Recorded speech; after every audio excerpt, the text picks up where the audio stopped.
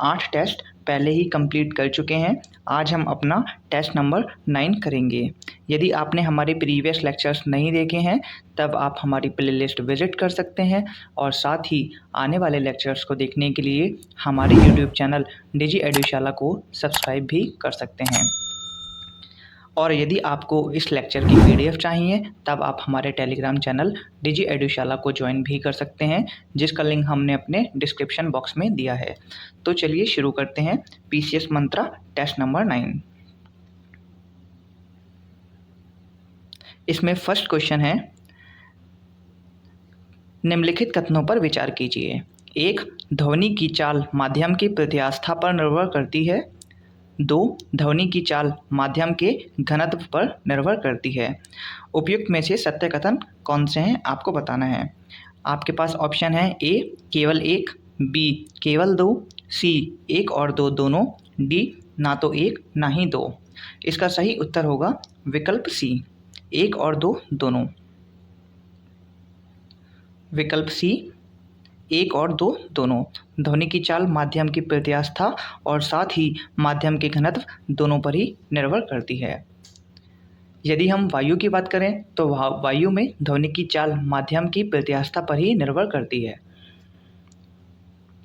Next question है, कथन 1 इंद्रधनुष सदैव सूर्य के विपरीत दिशा में बनता है।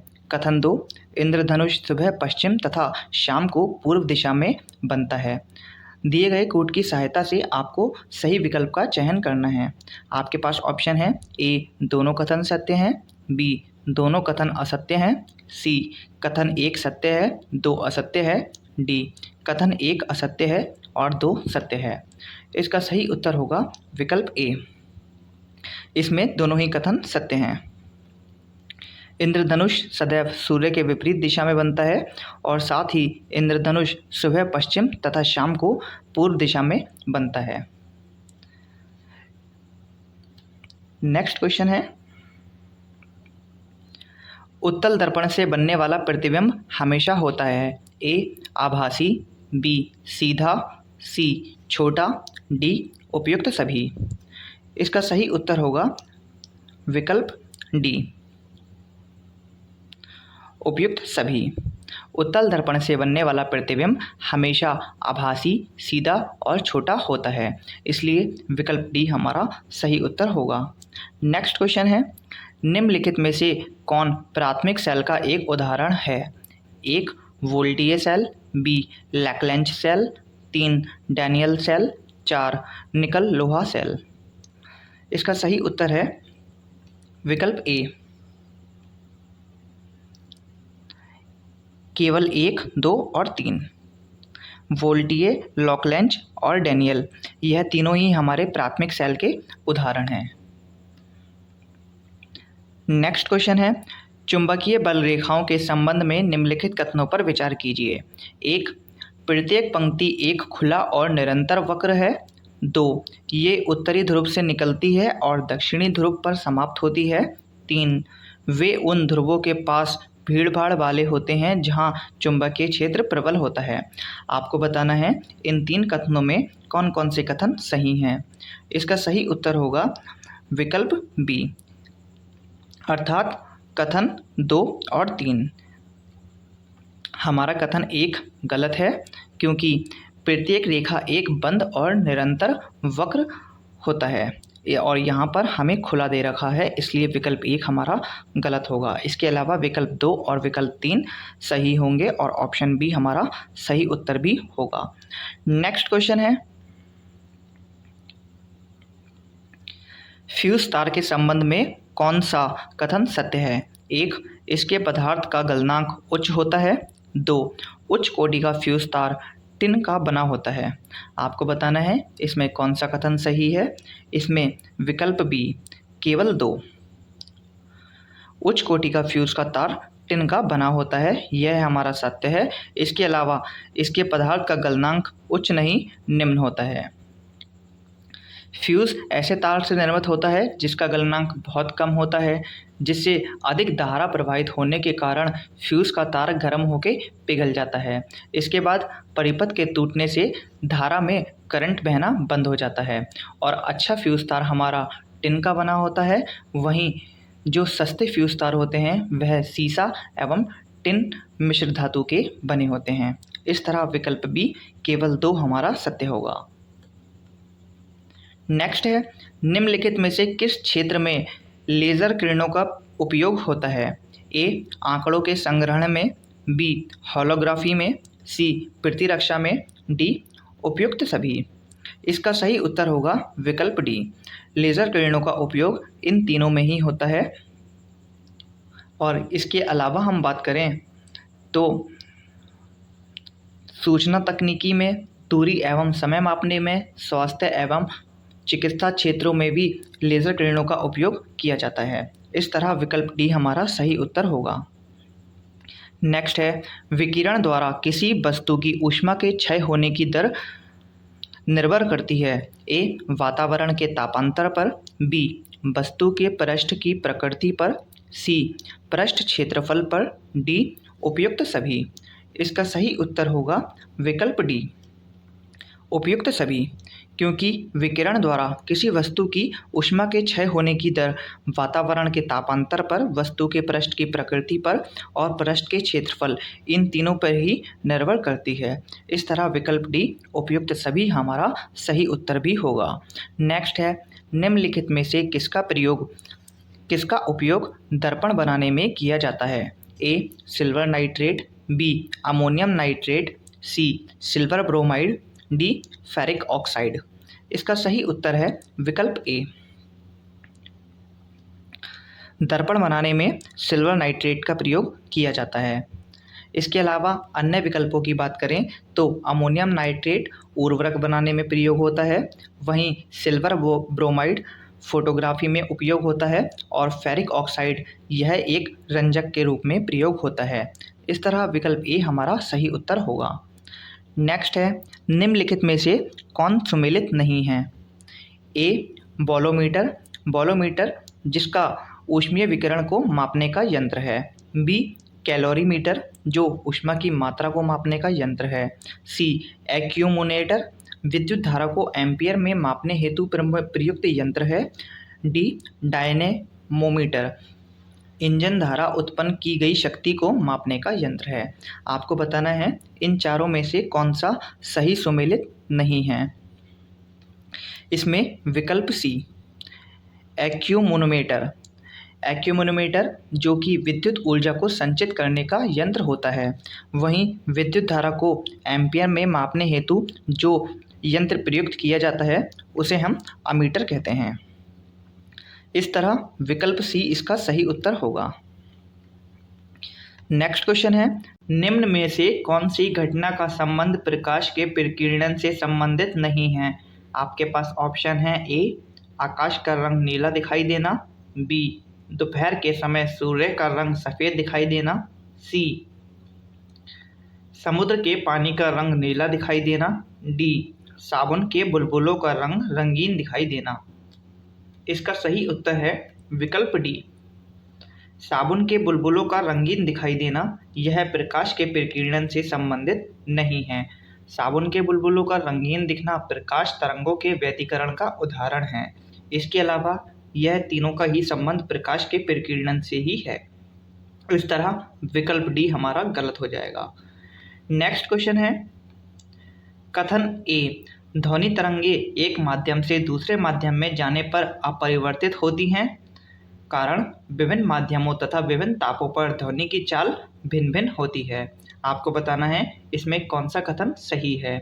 इसमें विकल्प ए सही है, ए तथा आर दोनों ही सही हैं और आर ए का सही स्पष्टीकरण भी करता है। नेक्स्ट क्वेश्चन है, निम्नलिखित में से किस ताप पर कोई अर्धचालक एक अचालक की भांति कार्य करने लगते हैं? ए, 100 डिग्री सेल्सियस पर, बी, 37 डिग्री सेल्सियस पर, सी, 0 डिग्री सेल्सियस पर, डी, इनमें से कोई नहीं। इसका सही उत्तर होगा विकल्प सी, 0 डिग्री सेल्सियस पर। 0 डिग्री सेल्सियस पर कोई अर्धचालक एक अचालक की भांति ही कार्य करने लगता है। ताप घटने पर अर्धचालकों की चालकता में कमी आने लगती है। नेक्स्ट क्वेश्चन है, अंतः दहन पेट्रोल इंजनों में प्रयुक्त होने वाला उपकरण है। ए क्रोनोमीटर, बी कार्बोरेटर, सी डिप सर्किल और डी कम्यूटेटर। इसका सही उत्तर है विकल्प बी। दहन पेट्रोल इंजनों में प्रयुक्त होने वाला उपकरण जिसे हम कार्बोरेटर के नाम से जानते हैं। इसके अलावा क्रोनोमीटर पानी के जहाज में सही समय ज्ञात करने के लिए प्रयोग किया जाता है। वहीं डिप सर्किल नति कोण को मापने वाला यंत्र है और कम्यूटेटर विद्युत प्रवाह की दिशा एवं एसी को डीसी में बदलने वाला एक उपकरण है। इस तरह विकल्प डी हमारा सही उत्तर होगा। नेक्स्ट है, निम्नलिखित में से सही सुमेलित नहीं है। आपको एक तरफ भौतिक राशियां और दूसरी तरफ उनके मात्रक दिए हैं। आपको बताना है इनमें कौन सही सुमेलित नहीं है। ऑप्शन है ए ताप जिसका मात्रक है केल्विन, बी विद्युत धारा मात्रक है वोल्ट, सी ज्योति तीव्रता मात्रक है कैंडेला, डी समतल कोण मात्रक है रेडियन। इसका सही उत्तर होगा विकल्प बी विद्युत धारा जिसका मात्रक वोल्ट नहीं है, विद्युत धारा जिसका मात्रक एम्पियर होता है। इसके अलावा तीनों ही कथन सत्य हैं। नेक्स्ट है, यदि किसी वस्तु को पृथ्वी से चंद्रमा पर ले जाएं तो ए वस्तु का भार और द्रव्यमान अपरिवर्तित रहेगा, बी वस्तु का भार और द्रव्यमान दोनों बदल जाएगा, सी भार बदल जाएगा जबकि द्रव्यमान वही रहेगा, डी भार अपरिवर्तित रहेगा और द्रव्यमान बदल जाएगा। इसका सही उत्तर है विकल्प सी भार बदल जाएगा जबकि द्रव्यमान वही रहेगा। यदि किसी वस्तु को पृथ्वी से चंद्रमा पर ले जाया जाएगा तो उसका भार तो बदल जाएगा लेकिन द्रव्यमान में कोई भी परिवर्तन नहीं होगा। इसका कारण यह है कि पृथ्वी की तुलना में चंद्रमा पर गुरुत्वाकर्षण बल का मान बहुत कम होता है जिससे वस्तु के भार में परिवर्तन आ जाता है लेकिन द्रव्यमान में कोई भी परिवर्तन नहीं होता। इस तरह विकल्प सी हमारा सही उत्तर भी होगा। नेक्स्ट है, सौर ऊर्जा का मुख्य स्रोत है। ए ऊष्मीय ऊर्जा, बी प्रकाश ऊर्जा, सी नाभिकीय ऊर्जा, डी ज्वारीय ऊर्जा। इसका सही उत्तर होगा विकल्प सी सौर ऊर्जा का मुख्य स्रोत जो कि नाभिकीय ऊर्जा है। नेक्स्ट क्वेश्चन है, दूरदृष्टि दोष के लिए निम्नलिखित में से क्या कारण हो सकता है। आपका सही उत्तर होगा विकल्प सी नेत्र गोलक की अल्प अभिसारी शक्ति के कारण। इसके कारण दूरदृष्टि दोष हो सकता है। नेक्स्ट है, वाष्पन को प्रभावित करने वाले निम्नलिखित कारकों में से कौन सा नहीं है। ए ताप, बी पृष्ठीय क्षेत्रफल, सी वस्तु का द्रव्यमान, डी पवन वेग। इसका सही उत्तर होगा विकल्प सी वस्तु का द्रव्यमान। वाष्पन को प्रभावित करने वाले निम्नलिखित कारकों में से वस्तु का द्रव्यमान वाष्पन को प्रभावित करने वाला कारक नहीं है। इस तरह विकल्प सी हमारा सही उत्तर होगा। नेक्स्ट है, स्टेथोस्कोप किस सिद्धांत पर कार्य करता है। ए ध्वनि का परावर्तन, बी ध्वनि का अनुरणन, सी ध्वनि का विवर्तन, डी ध्वनि का अनुनाद। इसका सही उत्तर है विकल्प ए स्टेथोस्कोप ध्वनि के परावर्तन के सिद्धांत पर कार्य करता है। स्टेथोस्कोप जिसका उपयोग चिकित्सा के क्षेत्र में किया जाता है। नेक्स्ट है, मोड़ पर चलती हुई कार में बैठे यात्री पर कौन सा बल कार्य करेगा। ए अपकेंद्र बल, बी अभिकेंद्र बल, सी गुरुत्वाकर्षण बल, डी बल आघूर्ण। इसका सही उत्तर होगा विकल्प ए अपकेंद्र बल। किसी मोड़ पर चलती हुई कार में बैठे हुए यात्री पर अपकेंद्र बल कार्य करेगा क्योंकि व्यक्ति का शरीर केंद्र से बाहर की ओर झुक जाएगा। जब वृत्ताकार पथ पर केंद्र से बाहर की ओर कोई बल कार्य करता है उस बल को अपकेंद्रीय बल कहते हैं। नेक्स्ट है, निम्नलिखित में से कौन सा नियम कोणीय संवेग संरक्षण के तुल्य है? इसमें विकल्प बी, केपलर का क्षेत्रफलीय वेग का नियम, जो कि कोणीय संवेग संरक्षण के नियम के ही समान है। नेक्स्ट है, गुरुत्वाकर्षण स्थिरांक g का मान सर्वप्रथम किस वैज्ञानिक ने ज्ञात किया? ए न्यूटन ने, बी केपलर ने, सी गैलीलियो ने, डी कैवेंडिश ने।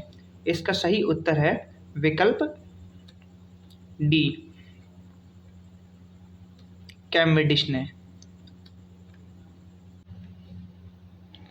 गुरुत्वाकर्षण स्थिरांक g का मान सर्वप्रथम कैवेंडिश ने ज्ञात किया था। यह मान 6.67 गुणा 10⁻11 न्यूटन मीटर स्क्वायर प्रति किलोग्राम स्क्वायर होता है। इसका अर्थ है कि 1 मीटर की दूरी पर रखे एक किलोग्राम के दो पिंडों के बीच 6.67 इंटू 10⁻11 न्यूटन का आकर्षण बल लगता है।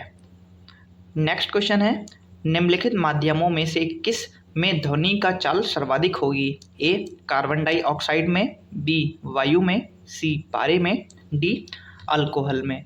इसका सही उत्तर है विकल्प सी, पारे में। ध्वनि की चाल सर्वाधिक पारे में होगी। नेक्स्ट क्वेश्चन है, निम्नलिखित किरणों में किसकी वेधन क्षमता सबसे कम है? ए अवरक्त विकिरण की, बी दृश्य विकिरण की, सी एक्स रे की, डी परावैंगनी विकिरण की।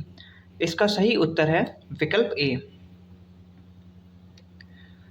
अवरक्त विकिरण, जिसकी वेधन क्षमता इन सब में सबसे ही कम होगी। नेक्स्ट है, किसी चालक का प्रतिरोध निर्भर करता है? ए चालक की लंबाई व तापमान पर, बी चालक के अनुप्रस्थ काट के क्षेत्रफल पर, सी चालक के पदार्थ पर, डी उपयुक्त सभी। इसका सही उत्तर होगा विकल्प डी, उपयुक्त सभी, क्योंकि चालक का जो प्रतिरोध होता है वह लंबाई व तापमान, अनुप्रस्थ काट के क्षेत्रफल और चालक के पदार्थ तीनों पर ही निर्भर करता है। इस तरह विकल्प डी हमारा सही उत्तर होगा। नेक्स्ट क्वेश्चन है, नाभिकीय भौतिकी के पिता के रूप में किसे जाना जाता है? ए डाल्टन को, बी रदरफोर्ड को, सी नील बोर को, डी जे थॉमसन को। इसका सही उत्तर होगा विकल्प बी, नाभिकीय भौतिकी के पिता रदरफोर्ड थे। नेक्स्ट क्वेश्चन है, निम्नलिखित में से सही सुमेलित है? ए टैकोमीटर, वायुयान की गति मापने वाला यंत्र, बी स्पीडोमीटर, विद्युत चुंबकीय तरंगों का विश्लेषण करने वाला यंत्र, सी एनीमोमीटर, जहाज़ों का समय मापन करने वाला यंत्र, डी वॉटमीटर, वायु की दिशा में परिवर्तन मापने वाला यंत्र। इसका सही उत्तर होगा विकल्प ए।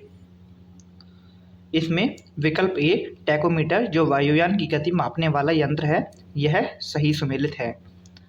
इसके अलावा स्पीडोमीटर, जो गतिमान वाहन की गति को मापने वाला यंत्र है, वहीं एनीमोमीटर वायु के वेग के बल को मापता है और वाटमीटर विद्युत शक्ति की माप करने वाला यंत्र है। इस तरह विकल्प ए हमारा सही उत्तर होगा। नेक्स्ट है, ऊंचाई बढ़ने के साथ जल के क्वथनांक पर क्या प्रभाव पड़ता है? ए जल का क्वथनांक बढ़ता है, बी घटता है, सी स्थिर रहता है, डी पहले घटता है फिर बढ़ता है। इसका सही उत्तर है विकल्प बी, ऊंचाई बढ़ने के साथ जल के क्वथनांक घटता है। नेक्स्ट क्वेश्चन है, कथन अपवर्तनांक में परिवर्तन के कारण आसमान में तारे टिमटिमाते हैं।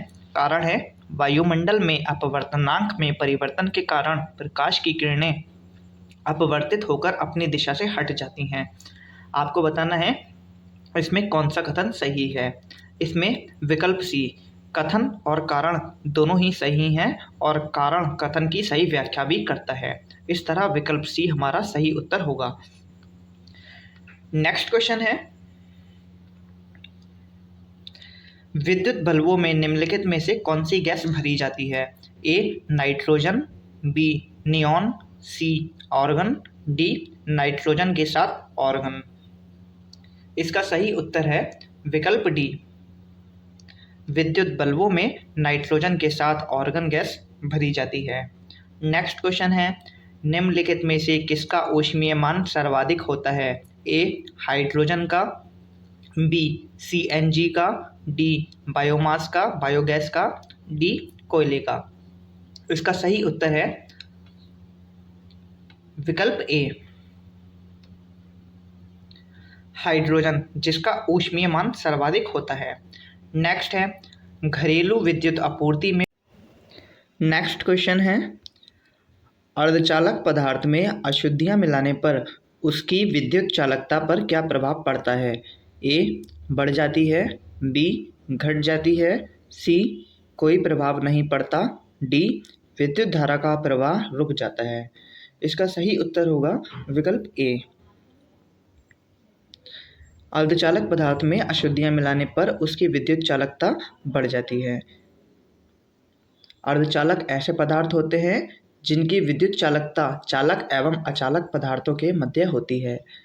इसके उदाहरण की बात करें तो सिलिकॉन, जर्मेनियम, कार्बन, सेलेनियम, यह सभी अर्धचालक पदार्थ हैं। नेक्स्ट क्वेश्चन है, समुद्र के जल का नीले रंग का दिखाई देना प्रकाश के किस गुण का उदाहरण है? ए प्रकीर्णन, बी अपवर्तन, सी परावर्तन, डी विवर्तन। इसका सही उत्तर है विकल्प ए समुद्र के जल का नीले रंग का दिखाई देना प्रकाश के प्रकीर्णन का उदाहरण है। इस तरह विकल्प ए हमारा सही उत्तर होगा। नेक्स्ट क्वेश्चन है, अम्ल के संबंध में क्या असत्य है? ए अम्ल विद्युत का स्वचालक होता है, बी अम्ल धातु से क्रिया करके हाइड्रोजन गैस बनाते हैं, सी अम्ल भस्म और क्षार से प्रतिक्रिया करके लवण और जल बनाते हैं, डी अम्ल लाल लिटमस को नीला कर देते हैं। इसका सही उत्तर होगा विकल्प डी अम्ल लाल लिटमस को नीला कर देते हैं, यह कथन असत्य है। अम्ल नीले लिटमस को मिथाइल ऑरेंज को लाल कर देते हैं, वहीं क्षार लाल लिटमस को नीला तथा मिथाइल ऑरेंज को पीला कर देते हैं। इस तरह विकल्प डी हमारा सही उत्तर होगा। नेक्स्ट क्वेश्चन है, निम्नलिखित में से कौन सा सुमेलित नहीं है?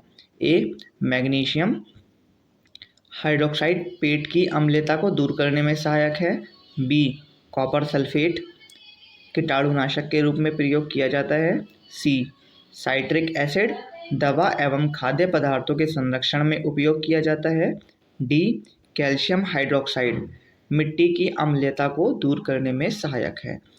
इसमें विकल्प सी जो कि हमारा सुमेलित नहीं है, साइट्रिक एसिड दवा एवं खाद्य पदार्थों के संरक्षण में प्रयोग में नहीं आता है। साइट्रिक एसिड का उपयोग धातु को साफ करने में, खाद्य पदार्थों व दवाओं के निर्माण में, कपड़ा उद्योग में आदि में किया जाता है, जबकि जो बेंजोइक एसिड होता है उसका उपयोग दवा एवं खाद्य पदार्थों के संरक्षण में किया जाता है। इस तरह विकल्प सी हमारा सुमेलित नहीं है। नेक्स्ट क्वेश्चन है, निम्नलिखित में से कौन सा कोलाइड का उदाहरण नहीं है? ए दूध, बी नदी का गंदा जल, सी रक्त, डी स्याही। इसका सही उत्तर है विकल्प बी नदी का गंदा जल, जो कोलाइड का उदाहरण नहीं है। इसके अलावा दूध, रक्त और स्याही यह तीनों ही कोलाइड के उदाहरण हैं। कोलाइड दो पदार्थों का विषमांगी मिश्रण होता है। इसके कणों को नग्न आंखों से नहीं देखा जा सकता। नेक्स्ट क्वेश्चन है, निम्न में से किस कार्बनिक यौगिक का उपयोग विस्फोटक पदार्थ के निर्माण में किया जाता है? ए एसिटिलीन, बी एथिलीन, सी ग्लिसरॉल, डी मिथाइल अल्कोहल। इसका सही उत्तर है विकल्प सी ग्लिसरॉल। ग्लिसरॉल कार्बनिक यौगिक का उपयोग विस्फोटक पदार्थ के निर्माण में किया जाता है। नेक्स्ट क्वेश्चन है, अपमार्जकों डिटर्जेंट के संबंध में कौन सा कथन असत्य है? ए यह कठोर जल से कपड़े धोने के काम आता है, बी इसकी अधिकता नदियों में जाकर प्रदूषण करती है क्योंकि यह जैव निम्नीकरणीय नहीं होते हैं, सी इन्हें बनाने के लिए कच्चा पदार्थ पेट्रोलियम से प्राप्त किया जाता है, डी साबुन की अपेक्षा इसमें आर्द्रता गुण अधिक पाया जाता है। इसका सही उत्तर होगा विकल्प सी। इन्हें बनाने के लिए कच्चा पदार्थ पेट्रोलियम से प्राप्त होता है। यह कथन असत्य है। अपमार्जक कठोर जल में उपस्थित Ca तथा Mg आयनों के साथ कोई अविलय अपक्षेप नहीं बनाते। इन्हें बनाने के लिए कच्चा माल वनस्पति तेल से प्राप्त किया जाता है, ना कि पेट्रोलियम पदार्थ से। और साबुन के निर्माण के लिए कच्चा माल पेट्रोलियम से ही प्राप्त किया जाता है।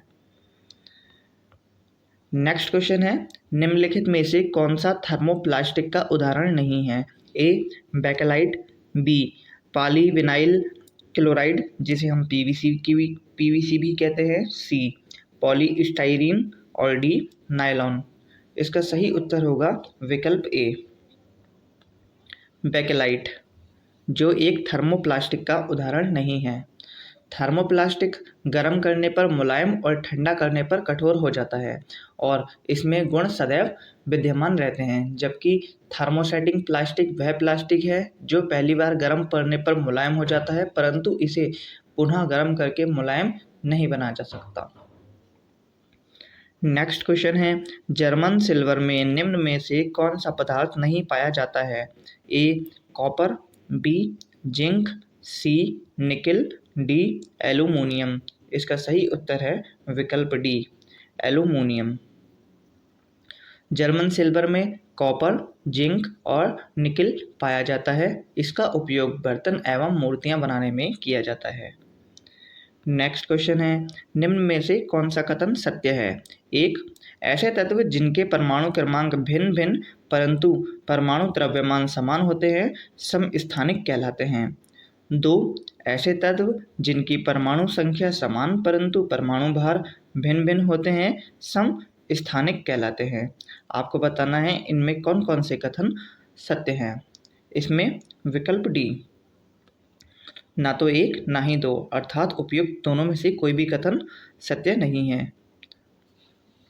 ऐसे तत्व जिनकी परमाणु संख्या समान परंतु परमाणु भार भिन्न होता है उन्हें हम समस्थानिक कहते हैं, जैसे हाइड्रोजन। वहीं ऐसे तत्व जिनके परमाणु क्रमांक भिन्न होते हैं परंतु परमाणु द्रव्यमान समान होता है, इन्हें संभारिक कहते हैं, जैसे ऑर्गन। नेक्स्ट क्वेश्चन है, निम्न में से कौन सा कथन असत्य है? आपको असत्य कथन की पहचान करनी है। एक लोहे का जंग लगना एक ऑक्सीकरण अभिक्रिया है। दो लोहे के संरक्षण के लिए ऑक्सीजन या वायु की उपस्थिति तथा नमी आवश्यक होती है। तीन लोह धातु पर जिंक धातु की परत बैठाने की क्रिया को गैल्वेनाइजेशन कहते हैं। इसमें विकल्प डी, अर्थात कथन एक, कथन दो और कथन तीन तीनों ही सत्य हैं, इसलिए विकल्प डी हमारा सही उत्तर होगा। नेक्स्ट क्वेश्चन है, निम्न में से कौन सा या से कथन सत्य है? एक प्रोड्यूसर गैस में कार्बन डाइऑक्साइड तथा नाइट्रोजन का मिश्रण होता है। दो वाटर गैस में कार्बन मोनोऑक्साइड और हाइड्रोजन का मिश्रण होता है। तीन कोल गैस में हाइड्रोजन, मीथेन तथा कार्बन मोनोऑक्साइड उपस्थित होती है। और चार प्राकृतिक गैस के प्रमुख घटक तत्व एथेन होता है। आपको बताना है इनमें कौन कौन से कथन सत्य हैं। इसमें विकल्प सी, दो और तीन यह सत्य हैं। इसके अलावा एक और चार असत्य हैं। प्रोड्यूसर गैस में कार्बन मोनोऑक्साइड तथा नाइट्रोजन का मिश्रण मौजूद होता है, जबकि प्राकृतिक गैस में 83% मीथेन तथा 16% एथेन उपस्थित होती है। नेक्स्ट क्वेश्चन है, निम्नलिखित में से कौन सा सुमेलित नहीं है? इसमें आपको एक तरफ धातु और दूसरी तरफ उसके प्रमुख अयस्क दिए हैं। एक सिल्वर अयस्क है अर्जेंटाइट। दो मैग्नीज अयस्क है पायरोलोसाइट। तीन टिन अयस्क है कैल्कोसाइट और चार कॉपर अयस्क है कैल्वेराइट। इसमें विकल्प सी, 3 और 4 असत्य हैं। इसके अलावा कथन 1 और 2 दोनों ही सत्य हैं। हम टिन की बात करें तो टिन का अयस्क कैल्कोसाइट नहीं बल्कि कैसिटेराइट होता है। वहीं कॉपर की बात करें तो कॉपर का जो अयस्क होता है उसे क्यूपराइट, एजुराइट या कैल्कोसाइट कहते हैं। नेक्स्ट क्वेश्चन है, निम्नलिखित को सुमेलित कीजिए। सूची 1 को सूची 2 से सुमेलित करना है। इसमें सोडियम हाइड्रोक्साइड जो कि एक कास्टिक सोडा होता है, वहीं सोडियम कार्बोनेट वॉशिंग सोडा और जिंक सल्फेट सफ़ेद कसीस और फेरस सल्फेट जो कि हरा कसीस होता है। इस तरह हमारा ऑप्शन डी 2, 1, 3 और 4 सत्य होगा। नेक्स्ट है, मानव शरीर के किस धातु की अधिकता से विल्सन रोग हो जाता है? ए तांबा, बी निकिल, सी जिंक, डी मॉलिब्डेनम। इसका सही उत्तर होगा विकल्प ए तांबा।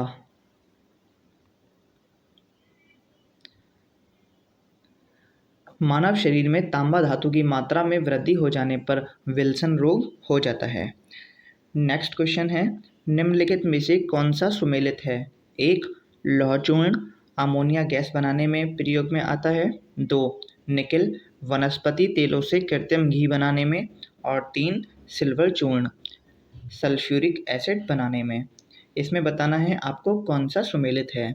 इसमें विकल्प ए 1 और 2 दोनों सत्य हैं, लेकिन विकल्प सी यह असत्य है।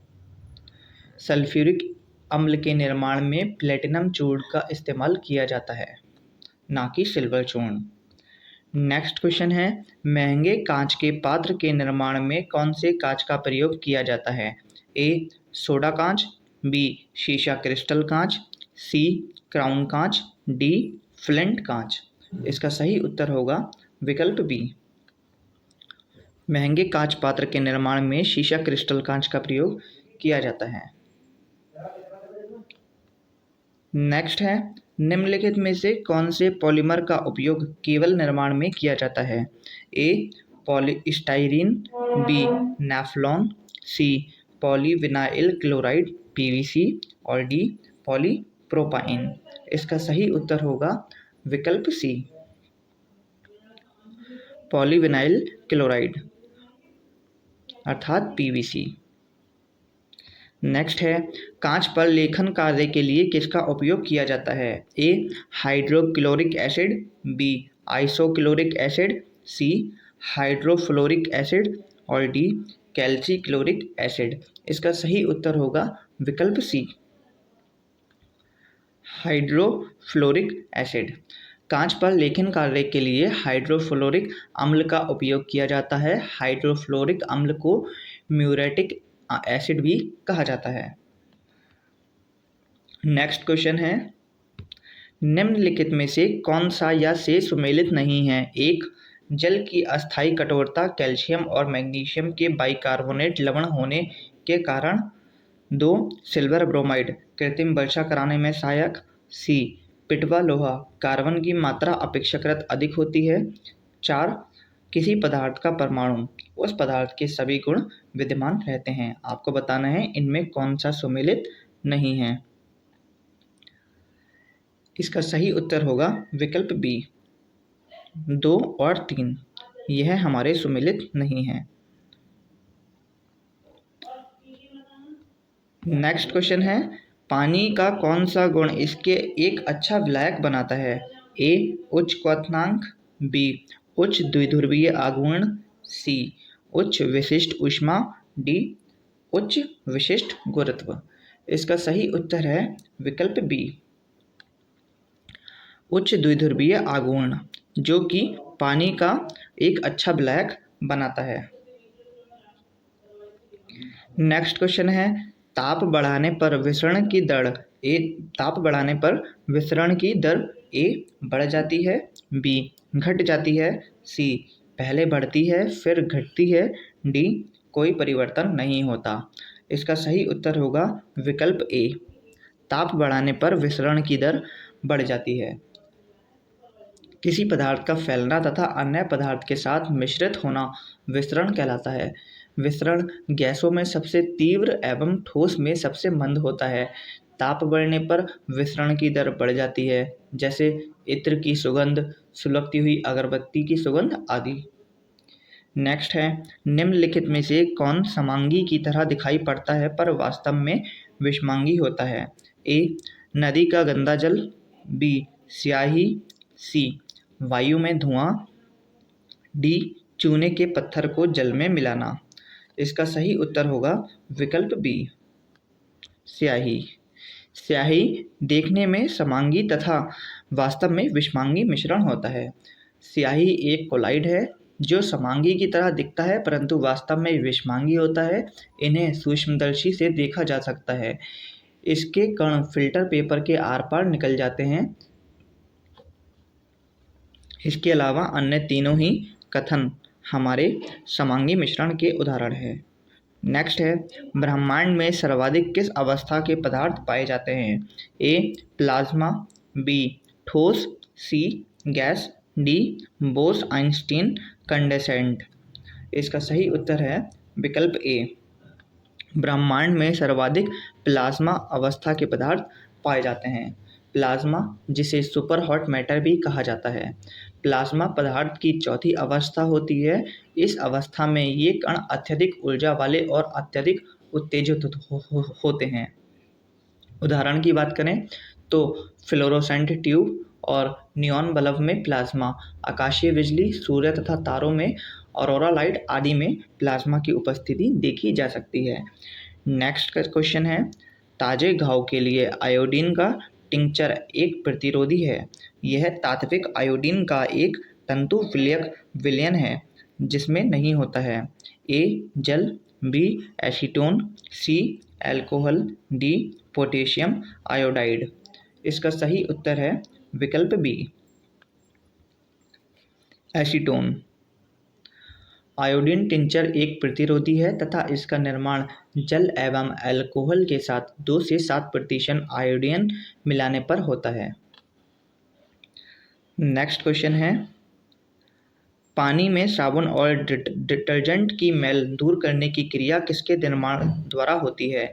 ए, मिसेल, बी, लवण, सी, क्षारक, डी, अम्ल। इसका सही उत्तर है विकल्प ए, मिसेल। पानी के साबुन और डिटर्जेंट की मैल दूर करने की क्रिया मिसेल के द्वारा होती है।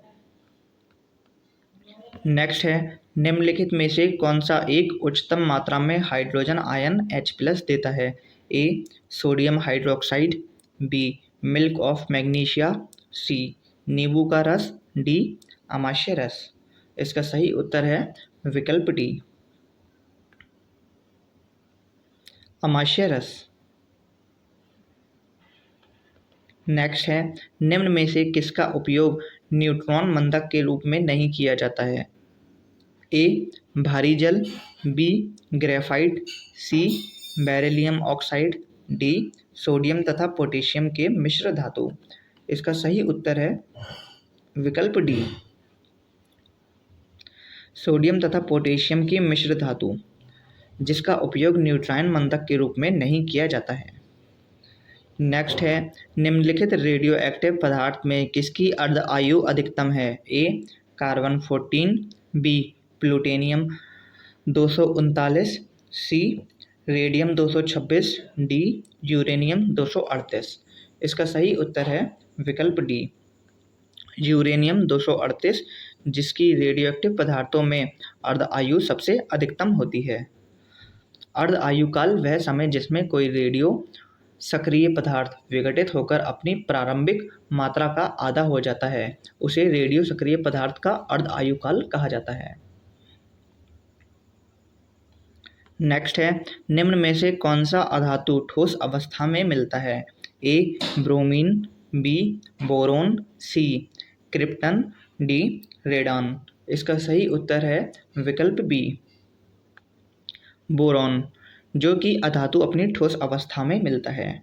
नेक्स्ट है, हाइड्रोकार्बन ऊपर भाग की क्रिया के द्वारा वाणिज्यिक पैमाने पर डाइहाइड्रोजन बनाई जा सकती है। जब कार्बन मोनोऑक्साइड तथा हाइड्रोजन गैसों का मिश्रण होता है तो इसे क्या कहते हैं? ए भाप अंगार गैस, बी प्रोड्यूसर गैस, सी इंडस्ट्रियल गैस, डी ईंधन गैस। इसका सही उत्तर है विकल्प ए भाप अंगार गैस। भाप अंगार गैस कार्बन मोनोऑक्साइड एवं हाइड्रोजन के मिश्रण को भाप अंगार गैस कहा जाता है। इसका निर्माण हाइड्रोकार्बन या कोक की उच्च ताप पर उत्प्रेरक की उपस्थिति से भाप से क्रिया कराने पर होता है।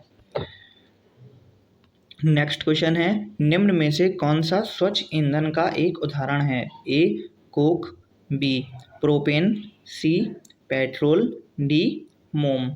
इसका सही उत्तर है विकल्प बी प्रोपेन, जो स्वच्छ ईंधन का एक उदाहरण है। नेक्स्ट क्वेश्चन है, निम्नलिखित कथनों पर विचार कर सत्य कथन की पहचान कीजिए। एक चट्टानों पर उगने वाला पौधा को शैलोद्भिद कहते हैं। दो लवणीय मृदा में उगने वाले पौधे को अधिपादप कहते हैं। आपको सत्य कथन की पहचान करनी है। इसमें विकल्प ए केवल एक चट्टानों पर उगने वाले पौधों को शैलोद्भिद कहते हैं, यह कथन हमारा सत्य है, परंतु लवणीय मृदा में उगने वाले पौधे को लवणोद्भिद कहते हैं, इसलिए दूसरा कथन हमारा गलत है। नेक्स्ट है, निम्न में से सत्य कथन की पहचान कीजिए। एक डेंगू फीवर के लिए टाइगर मच्छर जिम्मेदार होते हैं। दो मलेरिया के लिए मादा एनाफ्लीज मच्छर जिम्मेदार होते हैं। तीन केवल मादा मच्छर ही रक्त चूसती है। और चार नर की अपेक्षा मादा के डेने बड़े होते हैं। इसका सही उत्तर है विकल्प डी। हमें सत्य कथन की पहचान करनी है और इसमें कथन एक, कथन दो, कथन तीन और कथन चार चारों ही सत्य हैं, इसलिए विकल्प डी सही है। नेक्स्ट है, गलत यौगिक की पहचान कीजिए। एक तरफ आपको प्राणी और दूसरी तरफ उन प्राणियों के हृदय में कक्षों की संख्या दी है। मत्स्य वर्ग 2 कक्ष, मगरमच्छ 3 कक्ष, तिलचट्टा 13 और पक्षी 4। इसका सही उत्तर है विकल्प बी मगरमच्छ, जिसमें 3 कक्ष होते हैं। यह गलत है क्योंकि मगरमच्छ में कुल कक्षों की संख्या 4 होती है। इसके अलावा सभी कथन सत्य हैं। नेक्स्ट है, असत्य कथन की पहचान कीजिए। एक पादप कोशिका में केंद्रक केंद्र में मौजूद होता है। दो मनुष्य में कुल 23 गुणसूत्र पाए जाते हैं। और 3 पत्तियों को कोशिका का रसोईघर भी कहते हैं। आपको बताना है कौन सा कूट सही है। ए 1 और 2, बी 1 और 3, सी 2 और 3, डी 1, 2 और 3। इसका सही उत्तर होगा विकल्प डी 1, 2 और 3। हमें असत्य कथन की पहचान करनी है। इसमें तीनों ही कथन असत्य हैं, क्योंकि पादप कोशिका में केंद्रक केंद्र से थोड़ा हटकर स्थित होता है, जबकि जंतु कोशिका की बात करें तो जंतु कोशिका में केंद्रक केंद्र में ही मौजूद होता है। मनुष्य में कुल 23 जोड़ी गुणसूत्र पाए जाते हैं, ना कि 23 गुणसूत्र पाए जाते हैं। अगर गुणसूत्र की कुल संख्या की बात करें तो यह 46 होते हैं। पत्तियों को पौधे का रसोईघर कहते हैं, जबकि पर्णहरित को कोशिका का रसोईघर कहते हैं। इस प्रकार हमारे तीनों ही कथन असत्य हैं। नेक्स्ट है, निम्नलिखित में से कौन सा कथन असत्य है? आपको इनमें असत्य कथन की पहचान करनी है। इसमें हमारा विकल्प डी उपयुक्त सभी कथन सत्य हैं। अंतःश्वास इनहेल के दौरान 21% ऑक्सीजन ग्रहण की जाती है, यह कथन सत्य है। उच्छ्वास एक्सहेल के द्वारा 78% नाइट्रोजन निकाली जाती है, यह कथन भी सत्य है। और एक्सहेल के दौरान 16 से 17% ऑक्सीजन निकाली जाती है, यह भी सत्य है। नेक्स्ट है, एक लंबे समय संकर टीटी पौधे में स्वपरागण कराने पर लंबे व मोने 3:1 में प्राप्त होते हैं, यह परिणाम सिद्ध करता है। ए स्वतंत्र अपव्यूहन का नियम, बी पृथक्करण का नियम, सी प्रभाविता का नियम, डी सहलग्नता का नियम। इसका सही उत्तर होगा विकल्प बी पृथक्करण का नियम। नेक्स्ट है, लंबे समय तक मनुष्य के भोजन में थायमीन की कमी उत्पन्न कराती है। ए चर्मदाह, बी रक्त स्त्राव, सी तंत्रिका तंत्र एवं पेशियों की दुर्बलता, डी रक्ताल्पता। इसका सही उत्तर है विकल्प सी रक्त स्त्राव। लंबे समय तक मनुष्य के भोजन में थायमीन की यदि कमी रहेगी तो वह रक्त स्त्राव की वजह बनेगा। नेक्स्ट है, निम्नलिखित में से कौन एक नाइट्रोजन का स्थिरीकरण कराने वाले जीव नहीं है? एक लाइकेन, बी दो एनाबिला, तीन माइकोराइजिया और चार एजोटोबैक्टर। इसका सही उत्तर है विकल्प डी एक और तीन, लाइकेन और माइकोराइजा। यह नाइट्रोजन का स्थिरीकरण कराने वाले जीव नहीं हैं। लाइकेन तथा माइकोराइजा नाइट्रोजन का स्थिरीकरण कराने वाले जीव नहीं हैं। यह दोनों ही सहजीवी के सबसे उत्तम उदाहरण माने जाते हैं, जबकि इसके अलावा नॉन स्टॉक, एनाबिला और एजेटोबैक्टर जो कि नाइट्रोजन स्थिरीकरण कराने में मदद करते हैं। नेक्स्ट है, निम्नलिखित कथनों पर विचार कीजिए। एक शरीर की दूसरी सबसे मजबूत हड्डी फीमर है, दो शरीर की सबसे कमज़ोर हड्डी मैलियस है और तीन शरीर की सबसे पतली हड्डी फिबुला है। आपको बताना है कौन सा कथन सत्य है। इसमें कथन डी एक, दो और तीन तीनों ही सत्य हैं, क्योंकि शरीर की दूसरी सबसे मजबूत हड्डी हमारी फीमर की है। वहीं शरीर की सबसे कमज़ोर हड्डी जिसे मैलियस कहते हैं और शरीर की सबसे पतली हड्डी फिबुला है। नेक्स्ट क्वेश्चन है, कूल्हे के जोड़ का प्रतिस्थापन क्या कहलाता है? ए आर्थोप्लास्टी, बी एंजियोप्लास्टी, सी ऑस्टियोपोरोसिस और डी आर्थराइटिस। इसका सही उत्तर है विकल्प डी विकल्प ए आर्थोप्लास्टी। आर्थोप्लास्टी में कूल्हे के जोड़ का प्रतिस्थापन किया जाता है। इसका उद्देश्य दर्द से छुटकारा दिलाना होता है, चलने की क्षमता को ठीक करना तथा मांसपेशियों को शक्ति में सुधार करना भी इसका उद्देश्य है। नेक्स्ट है, नाखून अथवा बाल काटते समय दर्द का आभास नहीं होता, क्योंकि ए नाखून एवं बाल अल्फा कैरोटीन के बने होते हैं, बी यह कैल्शियम फास्फेट के बने होते हैं, सी इनमें मृत कोशिकाओं के द्रव्य होते हैं जिनमें रक्त संचार नहीं होता और डी इनमें से कोई नहीं। इसका सही उत्तर होगा विकल्प सी नाखून अथवा बाल काटते समय दर्द का आभास नहीं होता, क्योंकि यह मृत कोशिकाओं के द्रव्य होते हैं जिनके अंदर रक्त संचार नहीं होता है। नेक्स्ट है, सूची 1 को सूची 2 से सुमेलित कीजिए। घुटना जिसमें पैटेला बोन होती है और एड़ी जिसमें टॉर्सल और चेहरा लैक्राइमल और कंधा स्कैपुला। इस तरह विकल्प ए 1, 2 और 3 और 4 सत्य होगा। नेक्स्ट है, निम्नलिखित कथनों पर विचार कीजिए। एक एंजाइम एक प्रकार की प्रोटीन है, दो एंजाइम एक बायो उत्प्रेरक है, तीन एंजाइम पाचन में भाग लेता है। आपको उपयुक्त में से असत्य कथन की पहचान करनी है। इसमें विकल्प डी इसमें असत्य कथन कोई भी नहीं है, तीनों ही कथन हमारे सत्य हैं।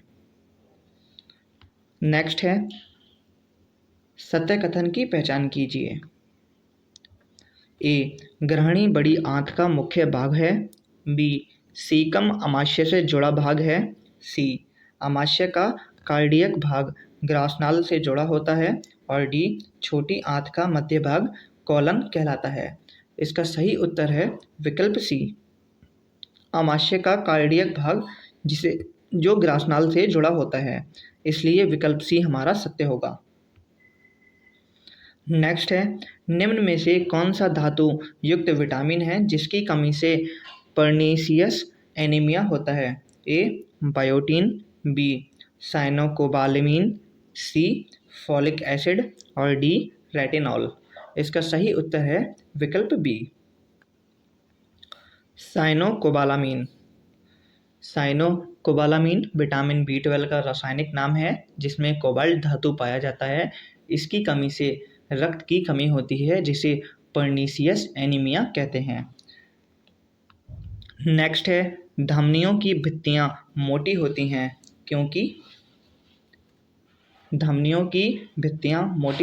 क्योंकि धमनियां ऑक्सीजन युक्त रक्त को हृदय से शरीर के विभिन्न भागों तक ले जाती हैं। इसलिए विकल्प ए हमारा सही होगा। नेक्स्ट है निम्न में से कौन रुधिर वाहिनियों के संबंध में सत्य नहीं है। 1. फुसफुस धमनी शुद्ध रक्त का परिवहन करती है। 2. रक्त कोशिकाएं हृदय की दीवार को रक्त की आपूर्ति करती है। 3. कोरोनरी धमनी विभिन्न भागों की दीवार को रक्त की आपूर्ति करती है। और 4.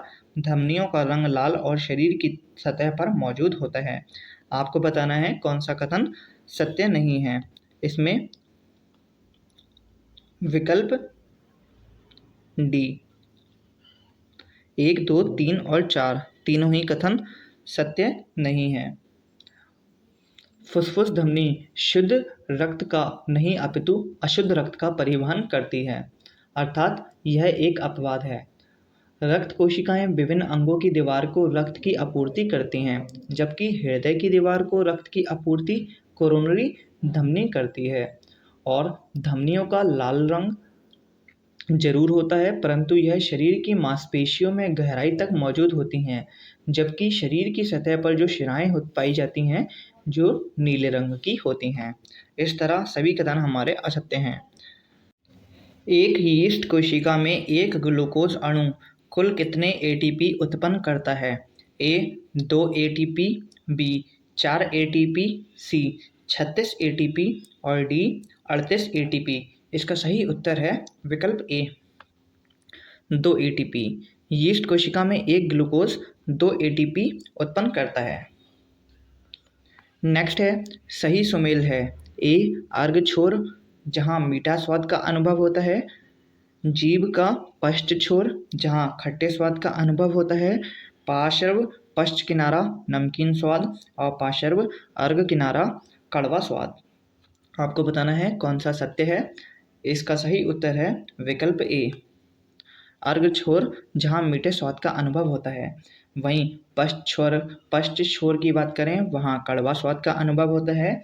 और पार्श्व पश्च किनारा जहाँ खट्टा स्वाद का अनुभव होता है और पार्श्व अग्र किनारा जहाँ नमकीन स्वाद का अनुभव होता है। इस तरह विकल्प ए हमारा सही उत्तर होगा। नेक्स्ट है निम्नलिखित में से हीमोफीलिया रोग के संबंध में से कौन सा कथन सत्य है। 1. हीमोफीलिया को क्रिसमस रोग भी कहते हैं। 2. हीमोफीलिया को शाही रोग रॉयल डिसीज भी कहते हैं। 3. इस रोग में पुरुष सदैव वाहक और महिलाएं रोगी होती हैं। आपको बताना है कौन सा कथन सत्य है। इसमें विकल्प ए 1 और 2 दोनों ही सत्य हैं। हीमोफीलिया एक आनुवांशिक रोग है। इंग्लैंड की महारानी विक्टोरिया की वंशावली में पता चला था और महारानी विक्टोरिया स्वयं इसकी वाहक थीं। क्योंकि यह रोग केवल पुरुषों में प्रदर्शित होता है जबकि महिलाएं केवल इसकी वाहक होती हैं। इस रोग में रक्त का थक्का देर से बनता है और हीमोफीलिया को क्रिसमस रोग भी कहते हैं क्योंकि सर्वप्रथम यह क्रिसमस नामक बच्चे में पहचाना गया था। नेक्स्ट क्वेश्चन है मंगोली जड़ता को वैज्ञानिक रूप से किस नाम से जानते हैं। A Klinefelter syndrome, B Down syndrome, C Turner syndrome और डी पटाऊ सिंड्रोम। इसका सही उत्तर है विकल्प बी। मंगोली जड़ता को डाउन सिंड्रोम के वैज्ञानिक रूप के नाम से जानते हैं। यह एक आनुवांशिक विकार है। यह महिलाओं तथा पुरुष किसी को भी हो सकता है।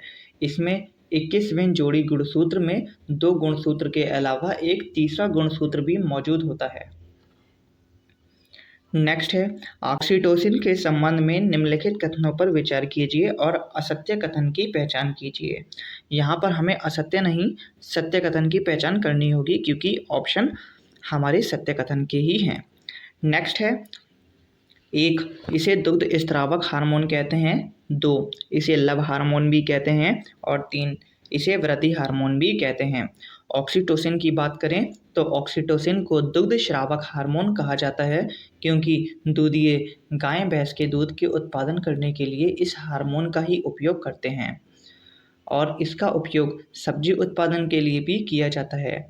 माताएं और बच्चों के मध्य आलिंगन के लिए भी यही हार्मोन जिम्मेदार होता है और इसीलिए इसे लव हार्मोन के नाम से भी जाना जाता है। वहीं हम वृद्धि हार्मोन की बात करें तो सोमेट्रोपोपिन हार्मोन को वृद्धि हार्मोन कहते हैं, जो पीयूष ग्रंथि में स्रावित होता है। इस तरह हमारे सत्य कथन 1 और 2 होंगे। विकल्प ए।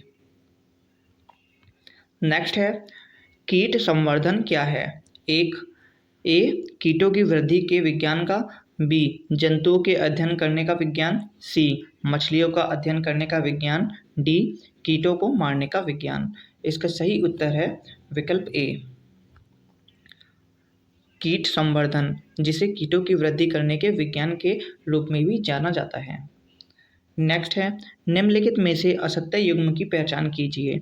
ए पीडोलॉजी, मिट्टी का अध्ययन। बी जेरेंटोलॉजी, वृद्धि होने की प्रक्रिया का अध्ययन।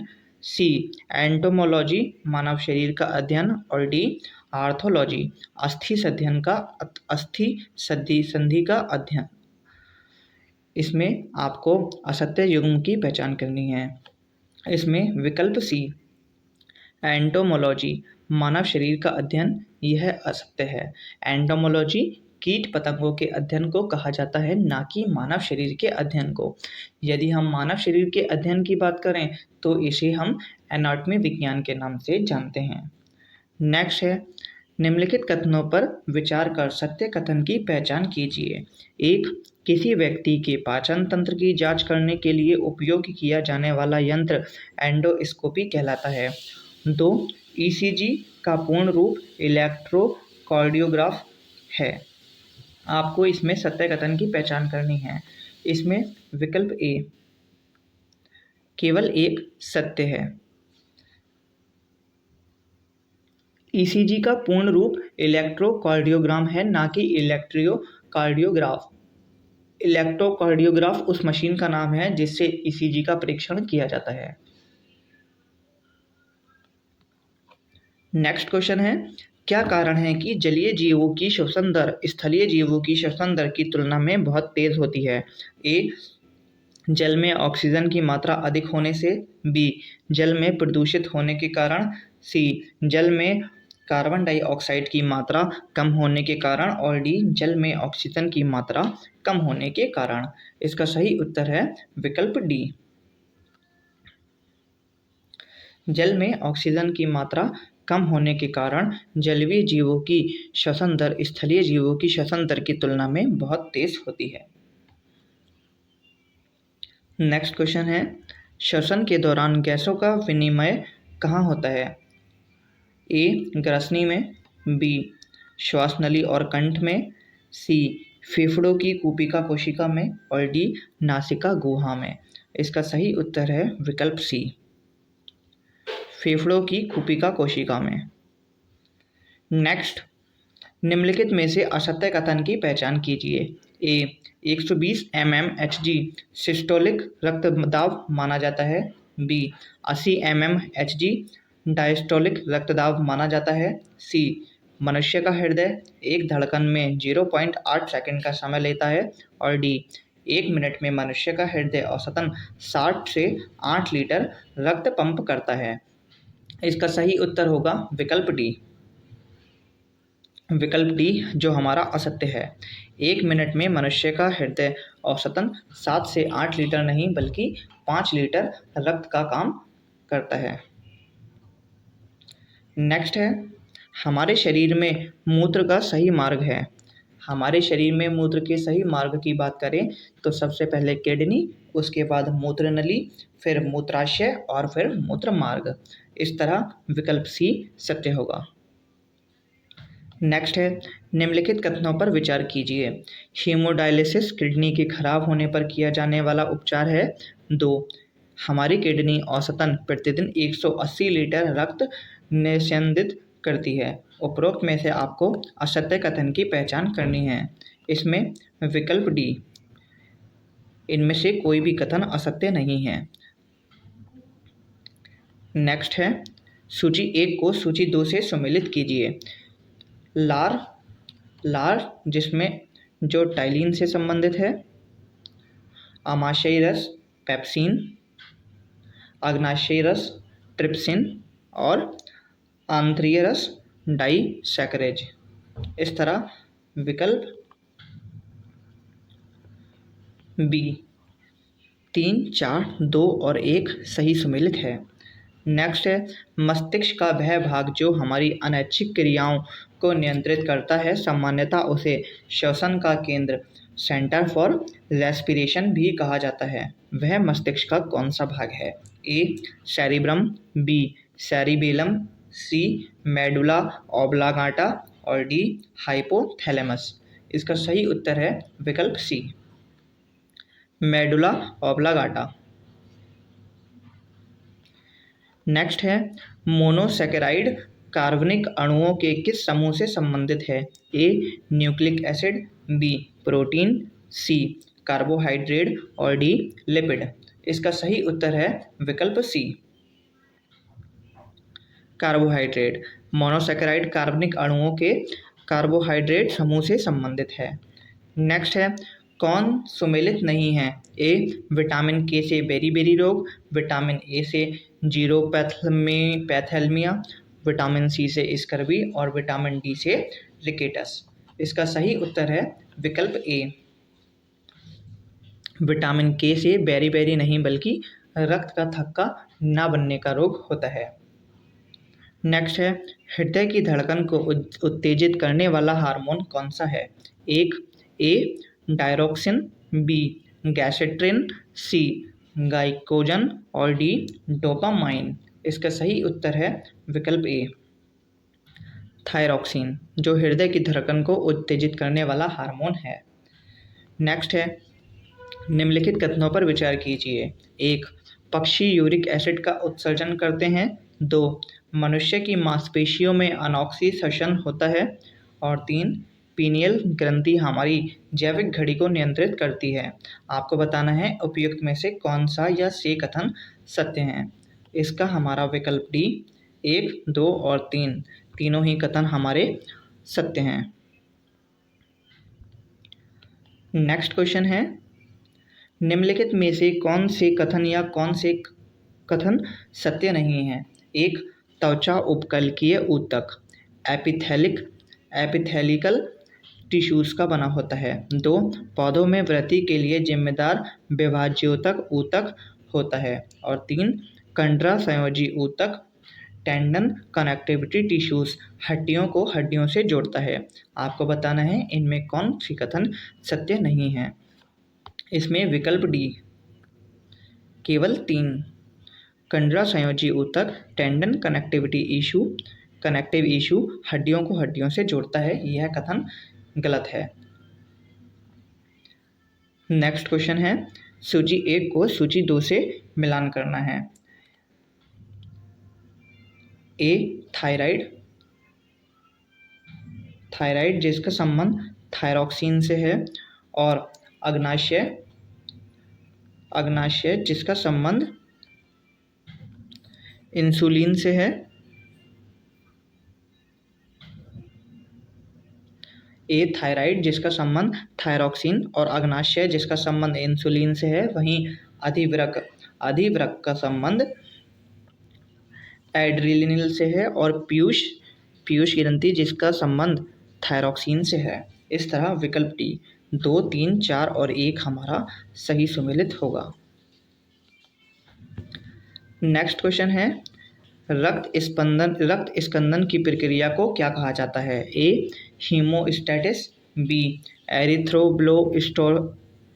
एरिथ्रोब्लास्टोसिस फिटालिस और सी हेमोपाइसिस और डी इनमें से कोई नहीं। इसका सही उत्तर होगा विकल्प ए, रक्त स्कंदन की प्रक्रिया को हीमोस्टैटिस कहते हैं। इस प्रक्रिया में सामूहिक रूप से विटामिन के, कैल्शियम, प्रोथोम्बिन और फाइब्रोयोजन तथा प्लेटलेट्स इत्यादि कार्य करते हैं। नेक्स्ट है, कोशिका में पाए जाने वाले क्रोमोसोम के संदर्भ में निम्नलिखित कथनों पर विचार कीजिए। 1. ये कोशिका के केंद्रक में उपस्थित होते हैं। 2. यह डीएनए तथा प्रोटीन से निर्मित होते हैं। 3. ये आनुवंशिक गुणों के लिए उत्तरदायी होते हैं। आपको उपयुक्त में से सही कथन की पहचान करनी है। इसमें विकल्प 1, 2 और 3 तीनों ही सत्य हैं।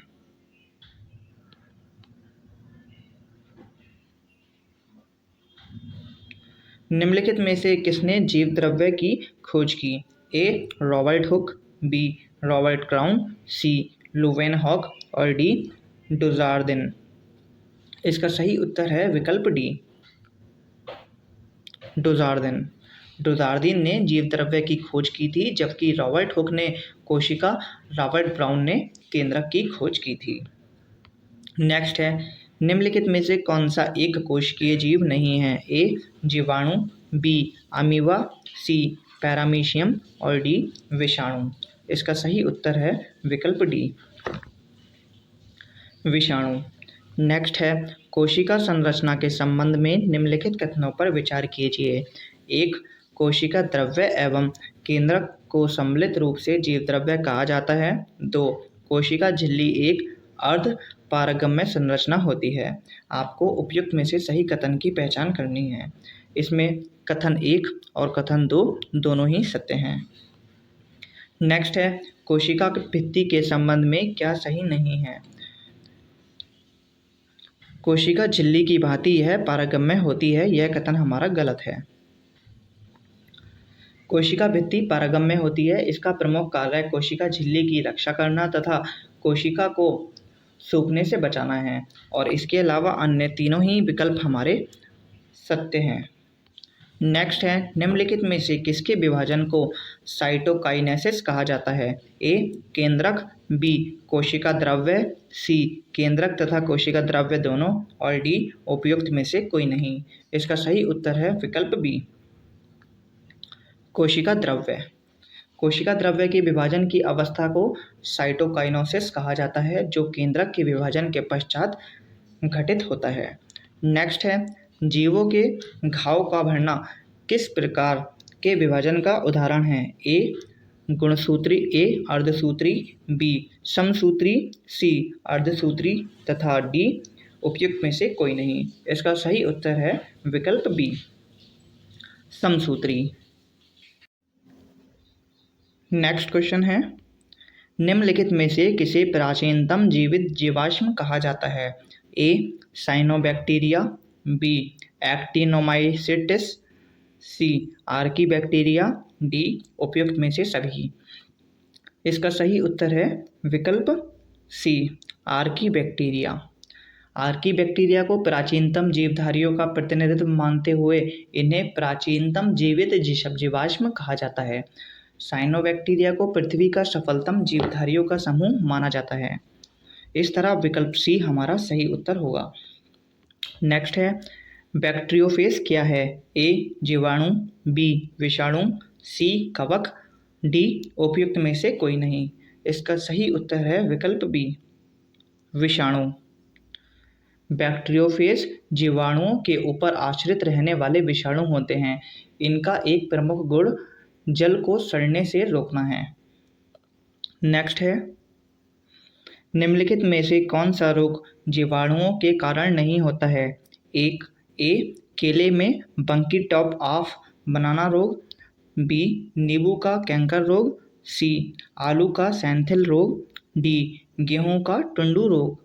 इसका सही उत्तर है विकल्प ए, केले में बंकी टॉप ऑफ बनाना रोग, जो कि जीवाणुओं के कारण नहीं होता है। नेक्स्ट है, नाखून तथा बालों में उगने वाले कवक को क्या कहा जाता है? ए. कॉपरोफिलस, बी. केराटिनोफिलिक, सी. एस्परजिलस और डी. पेनिसिलियम। इसका सही उत्तर है विकल्प बी, केराटिनोफिलिक।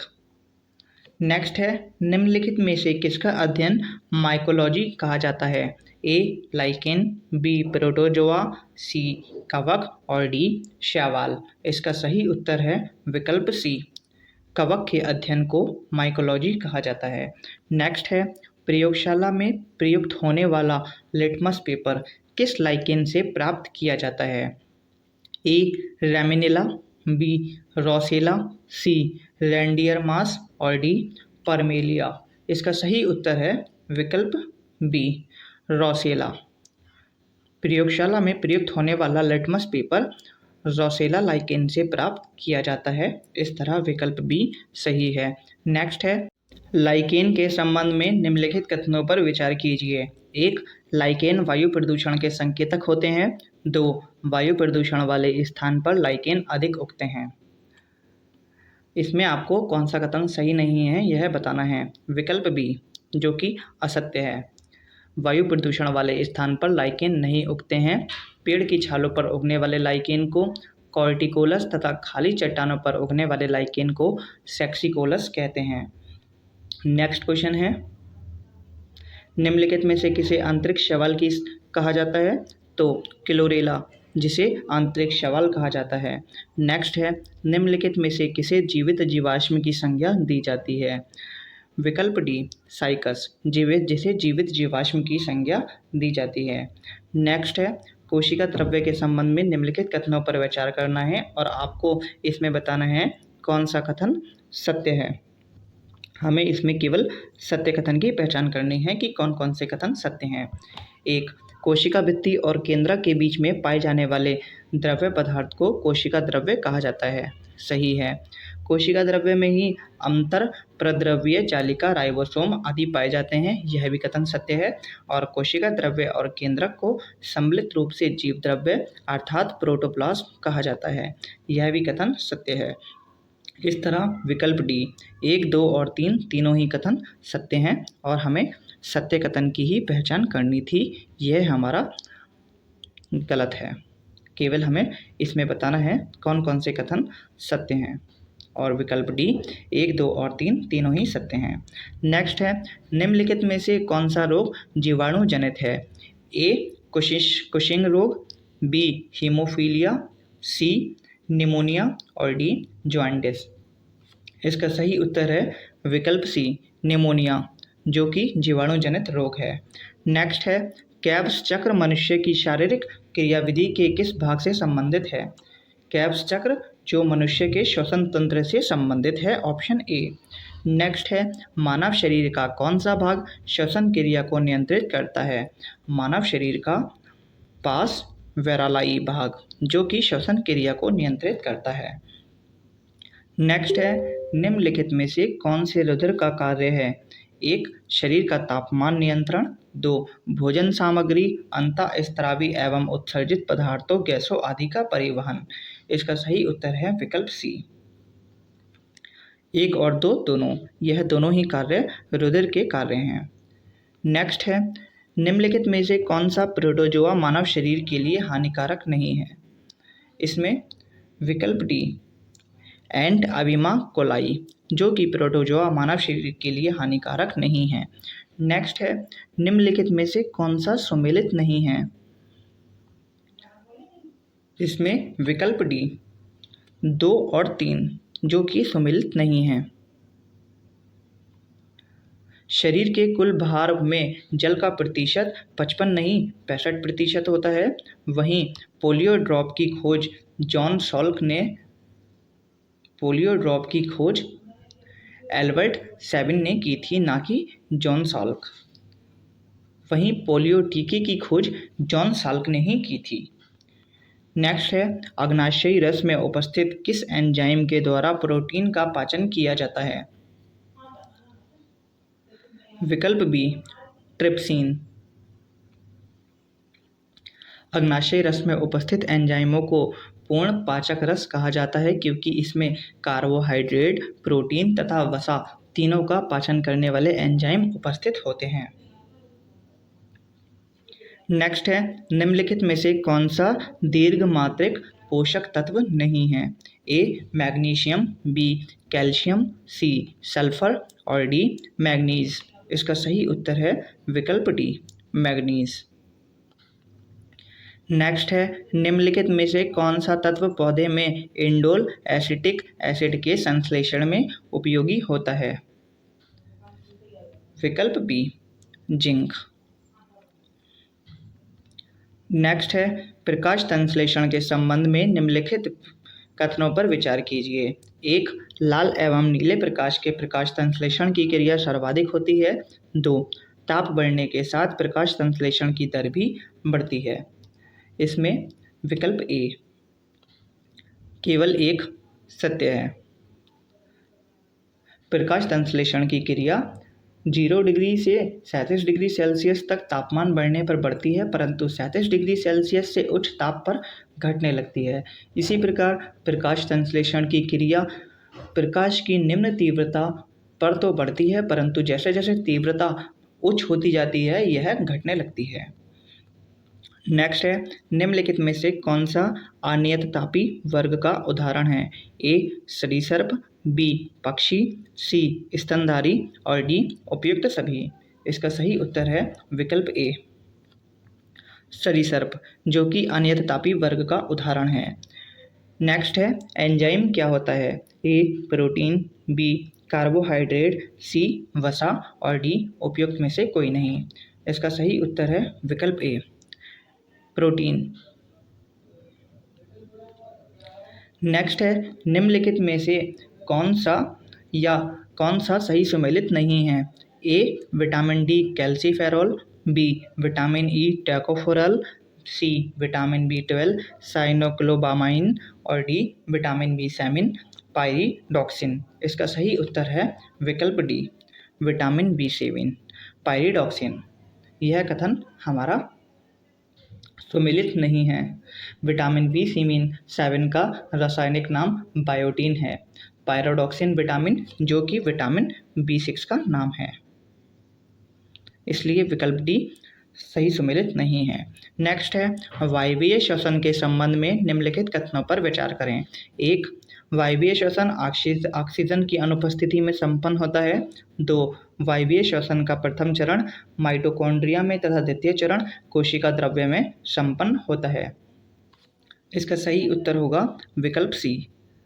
इनमें दोनों ही कथन सही नहीं है।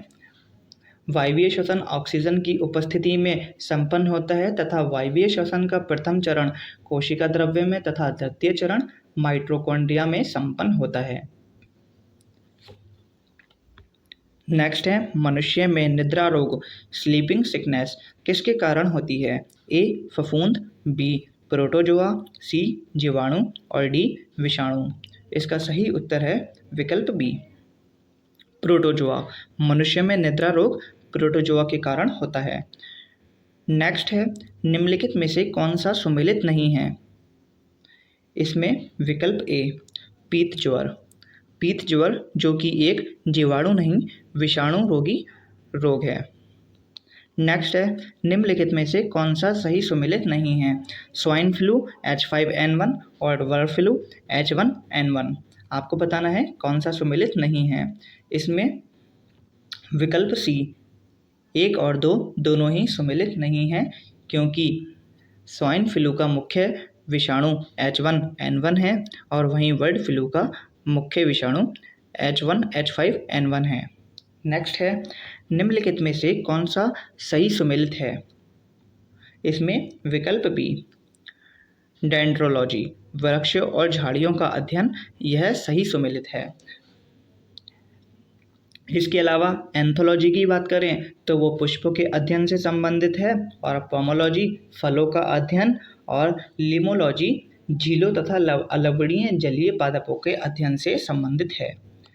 नेक्स्ट है, निम्नलिखित में से कौन सा हार्मोन पौधों की वृद्धि को रोकने का कार्य करता है? इसमें एब्सिसिक एसिड जो कि हार्मोन पौधों की वृद्धि को रोकने का कार्य करता है।